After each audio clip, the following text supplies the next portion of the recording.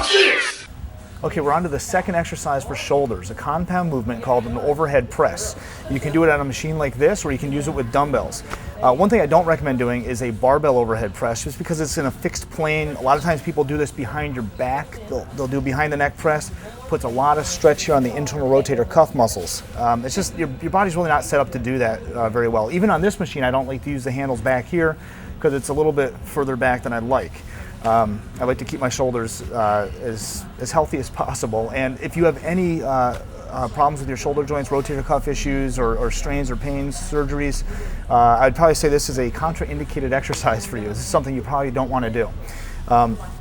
If your facility does have a machine though, you can find one with your hands to the front like this a little bit that pushes up, at least so they're in your sight, okay, if you brought your head up. Or do a dumbbell overhead press for variety. Because we did the lateral raise already, the one out to the side, either with a dumbbell or with a machine, your medial deltoid muscles have been fatigued. So we isolated the shoulder joint and we basically knocked out those muscle groups, got them a little bit fatigued. So now when I do an overhead press, you're going to continue to work the shoulders harder. Okay, if you didn't do a lateral raise first and you came over and did this, because this is a compound movement and you're using the shoulder and the triceps, the back of the arms, the triceps are weaker and smaller, and they're going to tend to fatigue first. So even though you're working the shoulders, you might get a little bit more out of this for the tricep muscle instead. So you definitely want to do some isolation motions. Just don't do compound movements. It's a lot of muscle mass, it's good calorie burners, but you have to isolate the muscles as well.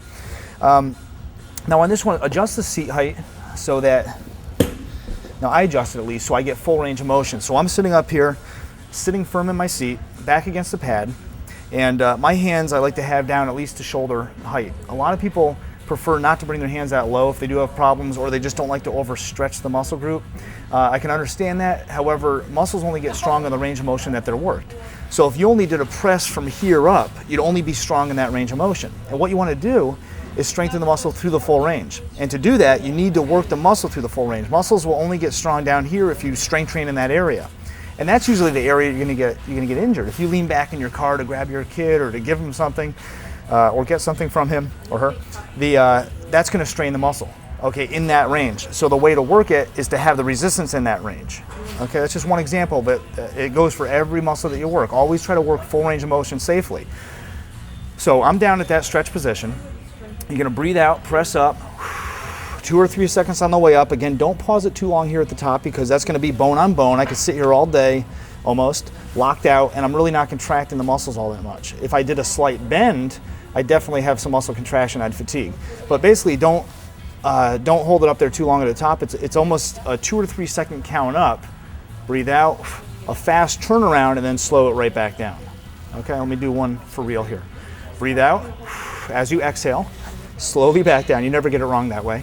And try to tap these, if it's an isolateral machine, tap them symmetrically. Okay, don't pause down there, bring it right back up. Slowly back down. You'd be amazed how difficult this is. If you're not used to working the shoulders, and because it's an endurance muscle group, they don't like to fatigue. So if you do high repetitions with shoulders, they burn almost like no other muscle group, which is fun to do once in a while. That's it for shoulders. We're on to the next phase of chest, shoulders, and triceps, and that is triceps.